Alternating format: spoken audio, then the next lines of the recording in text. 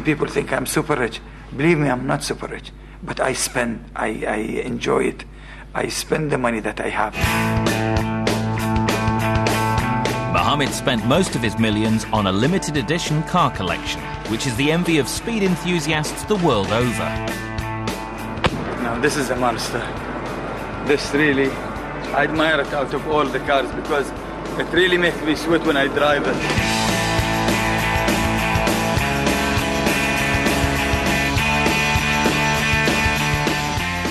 These super cool cars are worth over $10 million. Mohammed's collection boasts some of the world's fastest and most expensive.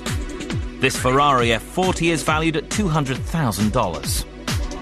I think Ferrari just made a point of that they don't have to try very hard to sell their cars. I mean, if you look at it, there's nothing in it except an air conditioning. Then there's the Porsche Carrera GT, costing $400,000. Carbon fiber chassis, carbon fiber body. Lovely car. It's just a little bit hard on the traffic because of the clutch. Next, the Ferrari Enzo, one of only 500 made. Cost $1 million. It's the latest of Ferrari. A beautiful car, definitely tested by Michael Schumacher himself. Easy to drive, very fast. But the masterpiece of his collection is this limited edition Mercedes CLK GTR. How did they fit 2 seats in it? I mean, it's really an amazing achievement. But of course, you have to be so small. And, you know, it doesn't fit for the fat people at all. It's very fast, unique. You can see the money. I mean, okay, it costs about $1.8 million. His latest acquisition is this Porsche GT1, costing $900,000. They made 19 out of these cars. I like the car very much. I drove it once in an open area, and it's so fast. I reached nearly 381 kilometers in it.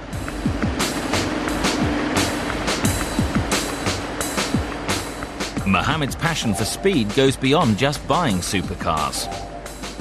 Since retiring, he spends much of his time in his garage with his engineer, transforming his less powerful cars into supercar hybrids. This is an SLK 55 from AMG, and I bought it a few months ago, and it was not fast enough for me. So I had an idea. Get the most powerful engine from an SLR McLaren, and this is, you know, like over 600 horsepower. So I said I'll fit it in this small car, and then I will get a faster car than the SLR McLaren, but for a fraction of the price.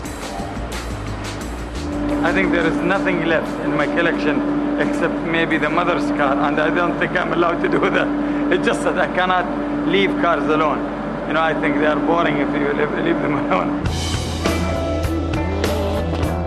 Mohammed has been retired now for 2 years, but it looks as though the lure of racing in the desert may be too strong for him to resist, even at the age of 43.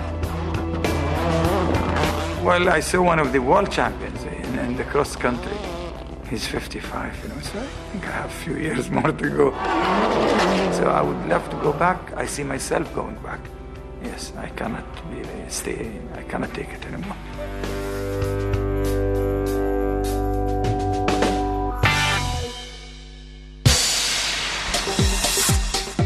In Dubai last year, there were 5 million visitors.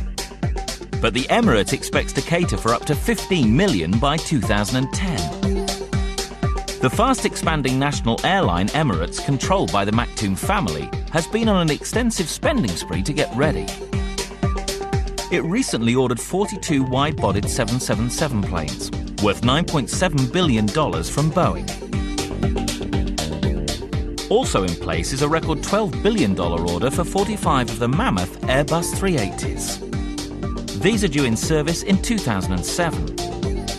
Featuring shops, bars and lounges, the Airbus can seat up to 850 passengers.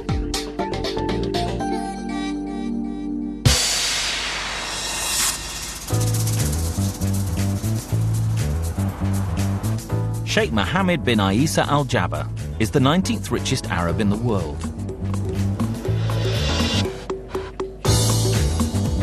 Over the past 27 years, he has created a hugely successful luxury property empire in both the Middle East and Europe. Aged 48, he's worth an estimated $3 billion. And he's a totally self-made man. I don't start with money looking to invest my money. Maybe I don't have that luxuries where I start with a lot of money. I start my life to build and to make the money. The cornerstone of Sheikh Al Jaber's property empire is his JJW hotel and resort business, which owns 55 top hotels in Europe, the Middle East and North Africa. Be a self-made man. I had worked very hard since an early age.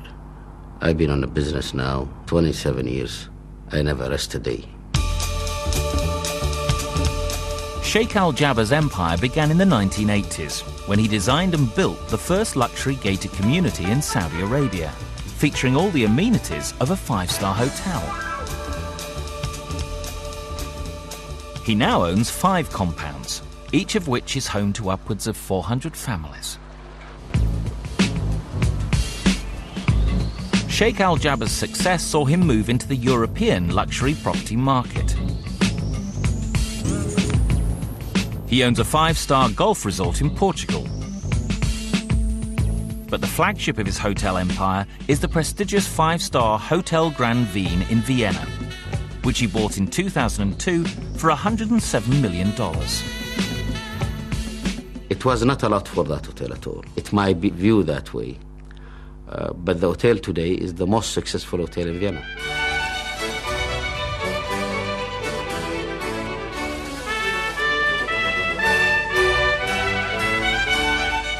He divides his time between his homes in Paris, London and Jeddah in his native Saudi Arabia, where he recently designed and constructed this $35 million mansion.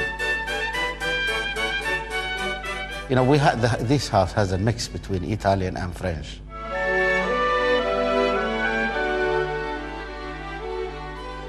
This is the dining room, where the numbers of visitors is large. And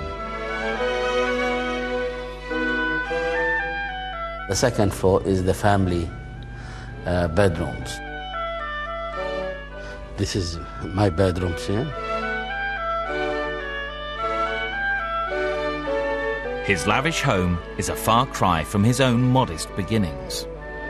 My family was very normal, you know, there are no such wealth I had inherited from them at all.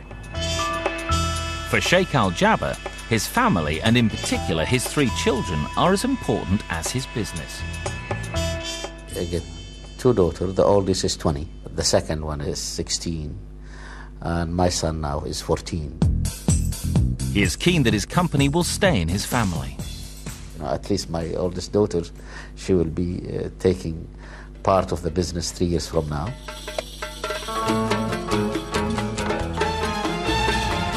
And Sheikh Al Jaber's house in Jeddah is designed very much as a family home. He has built a games room complete with pool table and table football and added a private cinema. Sheikh Al Jaber likes expanding his hotel portfolio. He recently invested $102 million buying 2 hotels off the Champs-Élysées in Paris.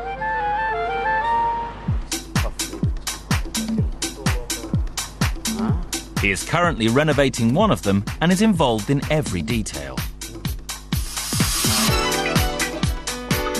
The tables has to be bigger, another chair there, bigger chair here, and here is the... Here, this is terrace with private dining. With a private dining. You requested to have the TV set framed. Yes, but this looks bigger than it should be. This wall has to be removed. Good idea, yeah. And then you have the dressing room in corners. Easter is a deadline. Every day, you know, we are losing money but not opening them. Absolutely, yeah.